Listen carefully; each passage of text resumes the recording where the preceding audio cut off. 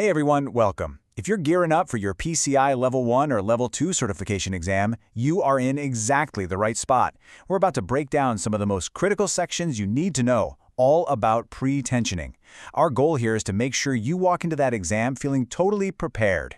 Okay, let's get right into it. So, look, don't think of this as just a lecture. This is your guide to mastering the concepts you are absolutely going to see on the test. We're going to zero in on those key details that really make the difference between passing and failing. So here's our game plan. We're going to walk through this exactly like a quality control inspector would out on the plant floor. We'll start with steel integrity, how it's stored, and its surface condition. Then we'll cover handling, splicing, and the all-important strand chuck. After that, it's all about precision, checking the strand position and spacing. And we'll wrap it all up with a pre-pour inspection checklist you can take right to the bank. First things first, steel integrity. Before you can even think about pulling a single strand, you have to be 100% sure the steel itself is good to go. This is square one for any inspector. Now, what's funny is how simple these rules seem, but man, they are so critical. Strands have to be stored up off the ground. We're talking on dunnage, concrete pads, even old tires, anything to keep moisture away. You're looking for any nicks, kinks, or damage. Those are major red flags. And that ID tag, that's a non-negotiable. It has to stay with that coil so you have full traceability of the material. And this is huge. It's straight from the PCI manual, and it's not a suggestion, it's an ironclad rule. If you see surface pitting from rust, that strand is garbage, period. That pitting creates little weak spots, stress risers, that can seriously compromise the entire product. All right, quick pop quiz for you. Picture yourself walking through the plant as an inspector. What are the two contaminants you're most likely to find on the strands that shouldn't be there? Yep, you got it. Form release agents, and just plain old dirt and mud. Both of these are total bond breakers. See, if the concrete can't grip the steel, the whole idea of pre-stressing just falls apart. This is exactly why plants have strict rules about cleaning up spilled release agent before you string the beds. Okay, so our steel is stored right, it's clean. What's next? Well, now we have to actually handle it and get it into the form. This is all about the procedures for stringing and splicing. So you've got 3 approved ways to cut a strand, right? Abrasive wheel, shear, or a torch. But the one you really need to pay attention to for the exam is the torch, because it comes with a very specific, very testable rule. 3 inches. You got to burn this number into your brain. So why 3 inches? Well, the intense heat from a cutting torch actually anneals the steel. It weakens it in what's called a heat-affected zone. This rule makes absolutely sure that the weakened part of the strand is nowhere near the chuck that has to hold all that force. Okay, exam tip right here. This is a big one. Those little marks left by the chuck's teeth, they're not just cosmetic scratches.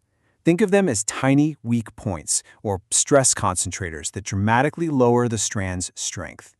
So if a strand gets detensioned and you want to reuse it, the section with those teeth marks cannot end up inside the finished product. All right, let's get into the hardware that does all the heavy lifting, the strand chuck. I mean, you could argue this little thing is the single most important piece of gear in the whole pretensioning operation. So what's inside one of these? A typical chuck has 4 main parts. You've got the outer barrel, which is the housing. You've got the tooth jaws, or wedges, that do the actual gripping. There's an O-ring that helps hold the jaws in place, and a spring cap to make sure they seat properly. You'll want to know all 4 of those.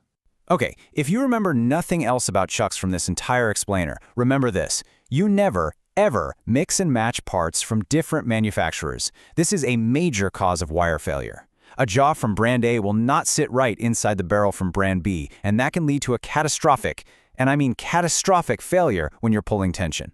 So now we're shifting gears a little bit, from the what to the where.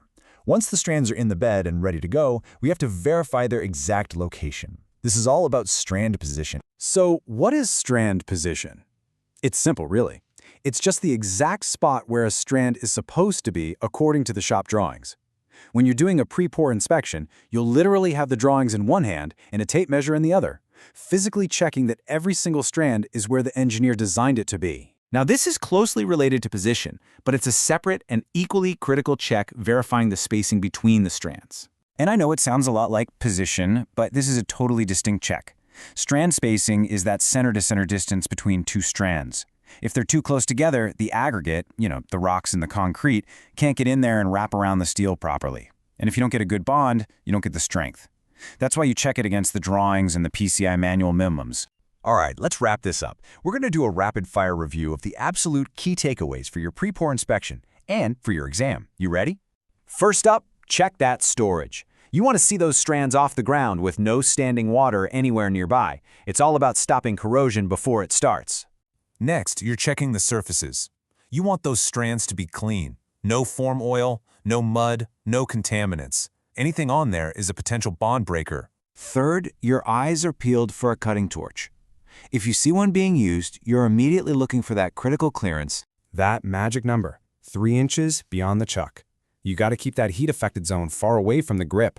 And last, but absolutely not least, the golden rule of hardware. You look at those chucks and you verify that every single component, the barrel, the jaws, all of it, comes from the exact same manufacturer. No exceptions.